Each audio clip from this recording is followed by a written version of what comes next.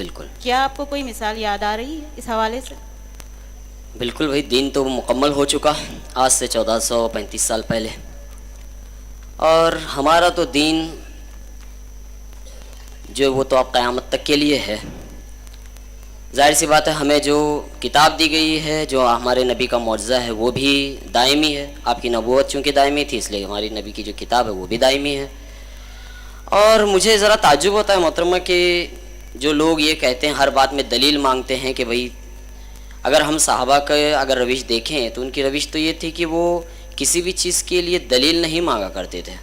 لیکن آج جب کوئی بھی بات کی جائے تو پہلے پوچھتے ہیں دلیل لاؤ. جیسے اب یہ دیکھیے، ہمارا ایک عنوان ہے یہ تغیر پذیر دنیا میں. تغیر تو آئے گا ہی، یہ تو وقت کے ساتھ آتا رہے گا. مجھے اس موقع پر سیرت کا ایک واقعہ یاد آ رہا ہے، میں بہت اختصار سے بیان کروں گا یہاں پر، کہ جس وقت آپ صلی اللہ علیہ وسلم کو اسلام کی دعوت دینے کے لیے اعلان عام کا حکم ہوا، جب فرمایا گیا آپ کو کہ آپ اعلان عام کر دیجئے، ورنہ اس سے پہلے تو آپ جانتے ہیں کہ آپ کو دعوت جو ہے آپ اپنے قریبی رشتہ داروں میں اور اپنے دوست احباب وغیرہ تک ہی محدود تھی. لیکن جب اعلان عام کرنے کے لیے کہا تو آپ نے کیا طریقہ اپنایا؟ آپ تو کوہ صفا کی چوٹی پر چڑھ گئے جی. اور اس کے بعد وہ آواز لگائی کہ ہائے وہ صبح جس میں قتل و غارت ہوگی، خون ہوگا، بربادی ہوگی، خونریزی ہوگی، وہ صبح آیا چاہتی. اس وقت کا معاملہ یہ تھا، کیونکہ وہ تمام لوگ تو خیمے میں بٹے ہوئے رہتے تھے، الگ الگ قبیلوں میں بٹے ہوئے رہتے تھے اور ایک دوسرے پہ حملہ کرتے تھے، خصوصاً رات کے بالکل آخری پہر میں.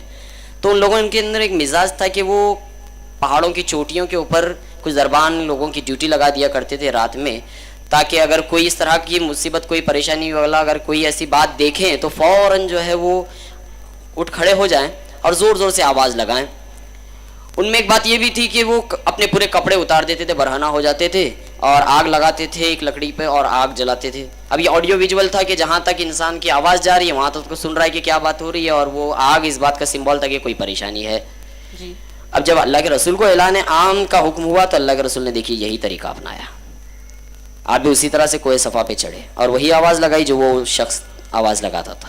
ہاں، لیکن اس میں جو شر کا پہلو تھا آپ نے اس کو ترک کر دیا. آپ نے کپڑے نہیں اتارے لیکن آواز وہی لگائی. یہاں یہ واقعہ بیان کرنے کا میرا مقصد صرف یہ ہے محترمہ کہ اس سے ہمیں دو باتیں سیکھنی چاہیے. ایک تو یہ کہ جو بھی زمانے میں رائج طریقے ہیں اسے ہمیں اپنانا چاہیے، یہ سنت ہے. ہاں، لیکن ان رائج طریقوں میں اگر کوئی خرابی ہے، کوئی قباحت والی بات ہے تو اسے ترک کر دینا چاہیے. یہ بات میں سمجھتا ہوں ہر چیز پر لاگو ہوتی ہے، چاہے کتنا بھی تغیر آئے، کتنی بھی ٹیکنالوجی آگے جائے، آپ اس میں خیر کا پہلو ڈھونڈیے، شر کے پہلو کو چھوڑ دیجیے. تو میں سمجھتا ہوں آپ کو آپ کی بات کا جواب مل گیا ہوگا. بہت نصیحت آمیز یہ واقعہ ہے اور سیرت کے تمام پہلو جو ہیں ہمارے لیے رہنمائی کرتے ہیں. اگلے مقرر آ رہے ہیں خان حسان ابو طالب. عنوان ہے اسلام تغیر پذیر دنیا میں. خان حسان ابو طالب. الحمد high school and junior college کی نمائندگی کر رہے ہیں مقرر خان حسان. اسلام تغیر پذیر دنیا میں. یہ تغیر پذیر دنیا ہے، اس کی بنیاد نیستی پر ہے. میرے اسلام کا نظام حیات دو جہانوں کی زندگی پر ہے. صدر محترم اور سامعین اکرام، تغیر پذیر دنیا میں رد و بدل کا لامتناہی سلسلہ جاری ہے اور جاری رہے گا. جب سے میں نے ہوش سنبھالا ہے اپنے آس پاس اور نزدیک و دور تبدیلی ہی تبدیلی دیکھ رہا ہوں. ترقی، ارتقاء اور عروج کا سلسلہ در سلسلہ ہے. کل تک جو ممکن نہ تھا آج وہ آسان ہو گیا ہے. ریڈیو، ٹیلی ویژن، موبائل، کمپیوٹر، انٹرنیٹ انسانی ترقی کی منہ بولتی تصویریں ہیں. ایجادات کا سہرا مغرب کے سر جاتا ہے، مشرق اس باب میں پسماندہ ہے. چنانچہ دنیا مغرب کی ذہنی غلام بن گئی ہے. اسلام دنیا کا ایک مقبول عام دین ہے جس کے ماننے والوں کی بڑی تعداد کرۂ ارض پر پائی جاتی ہے. مسلمانوں کی پسماندگی، بدحالی اور غربت اسرت ایک طرف اور دوسری طرف اسلام کی محبوبیت میں مسلسل اضافہ. یہ بات غور طلب بھی ہے اور حیرت انگیز بھی.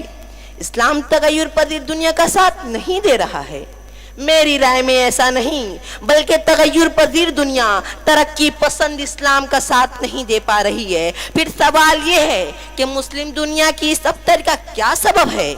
बात निकली तो बहुत दूर तलक जाएगी। बकौले मौलाना अबुल कलाम आजाद, उन्होंने जब देखा कि वो कुरान मजीद की बुलंदियों का साथ नहीं दे सकते, तो उन्होंने इसको उसकी बुलंदियों से नीचे उतारने की कोशिश की ताकि वो उनकी पस्तियों का साथ दे सके।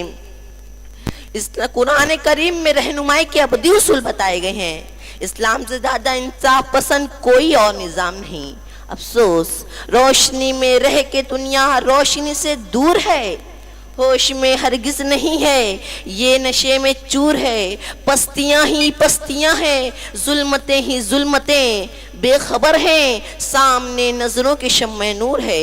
हाजरीन किराम, इस्लामी तारीख और तहजीब में मुसलमानों की पेशकदमी चंद उसूलों के साथ मशरूत रही है। इस्लाम का तकाजा है कि हालात कैसे भी हो, मुसलमान हक के अलंबरदार बने। दुनिया चाहे कुछ कहे, वो हक की तरफदारी और पासदारी तर्क ना करे। इस्लामी तहरीकें इंतहाई नामुसाइद हालात में शुरू हुई, मगर हमारे रहनुमाओं ने मुसलमानों को इस्लाम पर फख्र करना सिखाया, जज्बे और दलील दोनों सतह पर बताया कि इस्लाम ही हक है और मगरबी फिक्र बातिल पर खड़ी हुई फिक्र है। दुनिया और आखिरत की कामयाबी इस्लाम से गहरे तौर पर वाबस्ता होने में है। इस्लाम मगलूब होने के लिए नहीं आया है, बल्कि गालिब आने के लिए आया है। हाल भी इस्लाम का है और मुस्तकबिल भी इस्लाम का। इस्लाम न शर्की है न गरबी, बल्कि सही मानों में ये एक आलमगीर और आफाकी निज़ाम जिंदगी है। इस्लाम दीन हक है जो हिदायत रब्बानी का अलंबरदार है, कानून कुदरत का तर्जुमान है, जो कयामत तक मुसलमानों के लिए रहनुमाई का जरिया है। जरा उस जमाने का तस्वुर कीजिए जब एक 40 साल इंसान ने इस्लाम की आवाज को बुलंद किया और फिर देखते ही देखते वो इंकिलाब रोनुमा हुआ कि तारीख आज तक जिसकी नजीर नहीं पेश कर सकी। जो गरीब थे वो अमीर हो गए, जो चरवाहे थे वो मसनद इक़्तिदार पर मुतमक्किन हो गए। जिन्हें दुनिया वाले जाहिल और गंवार कहते थे, उनका सैल रवा इतनी तेजी से बढ़ा कि चारदाग आलम में उनकी तहजीब और तमद्दुन का डंका बजने लगा। रसूल करीम सल्लल्लाहु अलैहि वसल्लम को अल्लाह ताला ने रहमतुल लिल आलमीन बनाकर दुनिया में भेजा है। सच है, इस्लामी तालीमात तमाम इंसानों तक पहुंचाना शहादत हक है। आइए सफर शुरू करें। सिला कुछ भी नहीं है अहले मगरिब से लगावट का, सिला कुछ भी नहीं है अहले मगरिब से लगावट का। नतीजा कुछ नहीं अपनों की रंजिश का, अदावत का। सबक फिर पढ़ सदाकत का, अदालत का, शुजाअत का। सबक फिर पढ़ सदाकत का, अदालत का, शुजाअत का। लिया जाएगा तुझसे काम दुनिया की इमामत का। खुदा हाफिज। मैं जनाब उबैद फ़की साहब से मुल्तमिस हूँ कि वो इस तालिब इल्म को इनाम से नवाजें। रुकन कोकन मुस्लिम एजुकेशन सोसाइटी जनाब उबैद फ़की साहब तालिब इल्म की हौसला अफजाई फरमाते हुए